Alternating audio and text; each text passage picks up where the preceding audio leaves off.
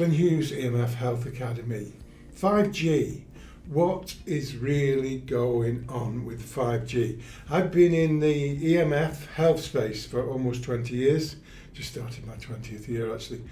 And so I've been around. I came into EMF health just as 3G was coming in. So as we moved from 2G to 3G, there was not as much excitement as there was about 5G, but there was a heck of a lot of scaremongering, of a larger degree of interest in EMFs from phone masts when 3G came around than there had been with 2G, and 1G to 2G was before my time, so I'm sure people like Alistair Phillips would tell us that it was like that then.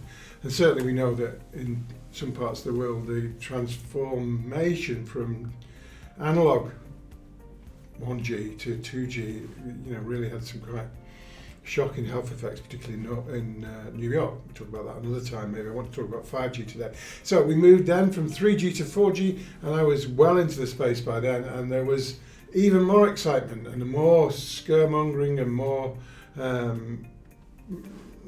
concerns that the world would implode when 3G went to 4G. And then came 5G.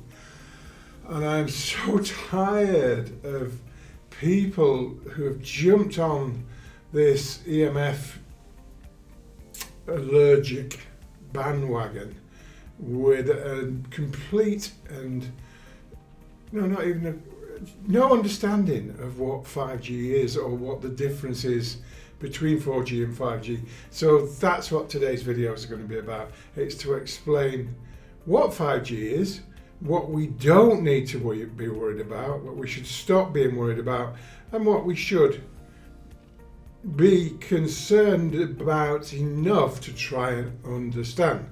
Because you really, trust me, I can guarantee 99 out of 100 people that are watching this video will not have a clue about what 5G really is. Different modulation techniques are utilised in each generation of mobile networks. 1G was analog, 2G introduced digital modulation methods such as TDMA, blah blah blah blah, and the crucial bit is here. OFDM was used in 3G technology, and 4G technology primarily employed OFDM, whereas 5G employs OFDM in conjunction with improved modulation methods such as QAM. But basically what you can gather from that is there is almost no difference in the modulation of the signal that is 5G and that is 4G, or the majority of 5G. We'll come on to the minority part of it later on in the video. What we can then need to look at, if we can conclude, which we have done, that the modulation, so frequency modulation is how wireless data is moved around. So we've looked at the modulation, let's look at the frequency. Mid-band spectrum, 1 GHz to 6 GHz, is considered perfect for 5G because it can carry plenty of data while travelling significant distances. The GSMA describes spectrum in the 3.3 GHz to 3.8 GHz range. So that's the primary figures you need to worry about, or not worry about, but just understand. 3.3 to 3.8 GHz is where 5G, or what I call 4.5G, but the majority of 5G works. So how different is that to the old stuff? So a number of frequency bands are used in 4G LTE in the UK. There's 800 MHz band, there's a 1400 MHz, there's 1.4, and on and on and on until we get to 2.6. So if you look at that, there's a whole range of frequencies that are used in 4G, and there's just a slightly higher set of bands that are in 5G, and the modulation is the same. So actually we're talking about the wide area 5G, or what I call 4.5G, but we're going to rename wide area 5G. It's almost no different to 4G and 3G in terms of its modulation or its frequency. So let's put wide area 5G down and say, okay, we shouldn't worry any more about that than we do 3 and 4G. So the majority of us with modern smartphones, those of us that have succumbed to the industry's desire to keep us upgrading our phones and keep paying them, and I'm one of the worst for doing that, I know I shouldn't be, have regularly, where we live and as we travel, switched on our phones and it says 5G. And many of our clients are coming to me and saying, well, there's a new phone mask gone up and I've got 5G, so we've got 5G. And yes, you have, but you haven't got the different 5G. We've just discussed, or I've just covered as quickly as I could. I hope it wasn't too boring for you. The reason why you don't need to worry about the majority of 5G. So the majority of 5G isn't that different to 4G or 3G, and it's a slightly improved data speed, so that things will download slightly. Well, sometimes they will look significantly quicker, depending on how close you are to the mast, than 4G. But it isn't that super fast 5G speed that you will see, for example, in a football stadium or a big shopping centre or maybe a cinema, or certainly on a cruise ship and places like that. So if you like confined spaces, that's where the millimetre wave 5G, what gives me the right to talk to you about this, I, along with an electronics firm in Bristol, developed the first ever millimetre wave 5G monitor, the FM5, of which there isn't one for me to hold up here. And so I understand millimetre wave, and I understand what I like to refer to as 4.5G, but let's call it wide area 5G. So wide area 5G, that's what mostly you'll see when you open your phone, or you switch from, as we do regularly, from airplane to actually receiving a signal. Up will come 5G. And you'll see that rurally even, and that tells you that if it's rural, for example, that it's the majority wider area network 5G that is no different whatsoever. Well, a little bit different, but I don't believe any more dangerous than the old 3 and 4G technologies. So let's sort of chuck out the bathwater of wide area 5G and say there's nothing too much to worry about. Well, let's not throw the baby out with the bathwater. Okay, the bit you've all been waiting for, let's discuss millimetre wave 5G, the real 5G, the one that's different to 4G, 3G and 2G.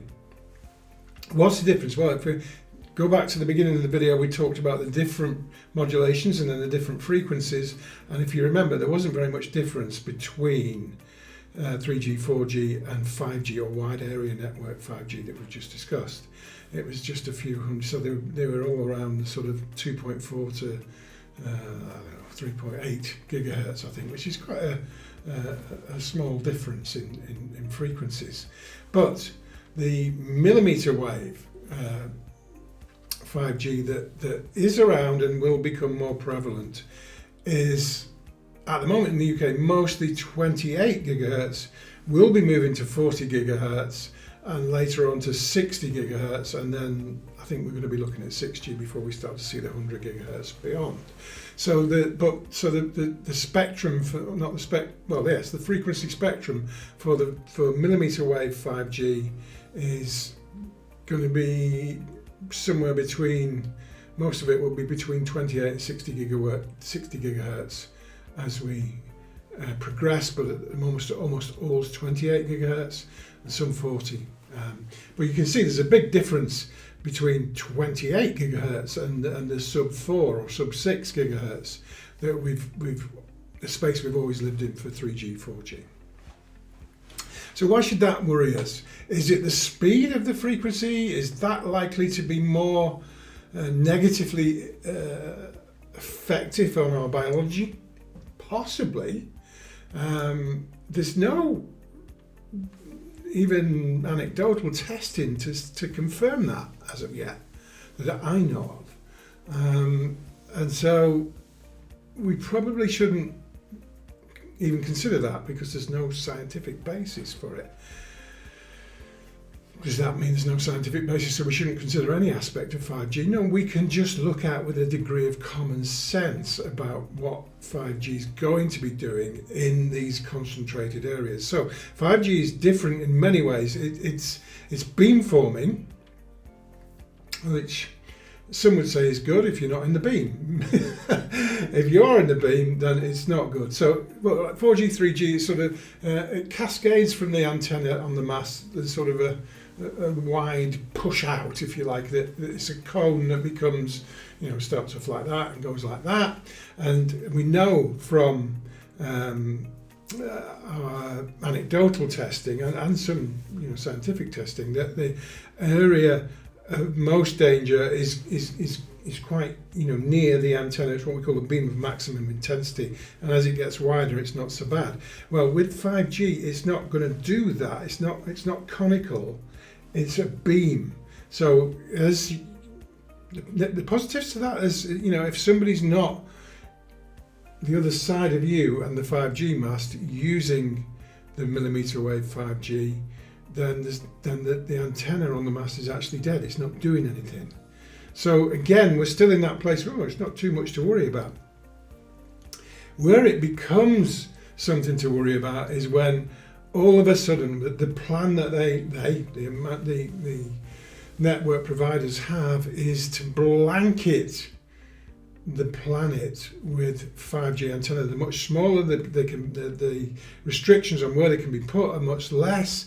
They can be put virtually anywhere, on the side of a building, on a bus shelter, or on a whatever. They can just basically stick them virtually anywhere, and that's what they intend to do. And so that beam that we just mentioned is very intense. And you'll be unlucky at the moment to come across one. But as the 5G millimeter wave rollout really gathers pace, and it's planned to do so, we can have the driverless cars and the Internet of Things will work properly, ULEZ, etc. Then we're going to have an intensely microwave planet. It's not there yet. And so, as you open up your phones, etc., and see 5G, you're probably shouldn't have to worry any more than 4G and 3G. But the thing is, they're dangerous. You do not want to live in the signal or any sort of intense level of a signal from a 3G or 4G mast any more than you do a wide area 5G mast. We need to do something about that, and we covered that in all our other videos. But in terms of millimeter wave 5G, it's not really here yet. If you're in a pop concert, a football stadium, well, I don't think that's a healthy place to be, because they will, the big ones, the big stadiums, the trains, the buses, the planes, they might not necessarily have it, but they may have it. And certainly, your O2 concert hall or whatever it's called, that sort of size venue will be full of it. And you don't need to buy one of our really expensive 5G millimeter wave monitors, or you can do if you want, that'd be nice. You'll know because when you go to download that video or upload that video, it'll be there. And that's how you know if you've got millimeter wave 5G.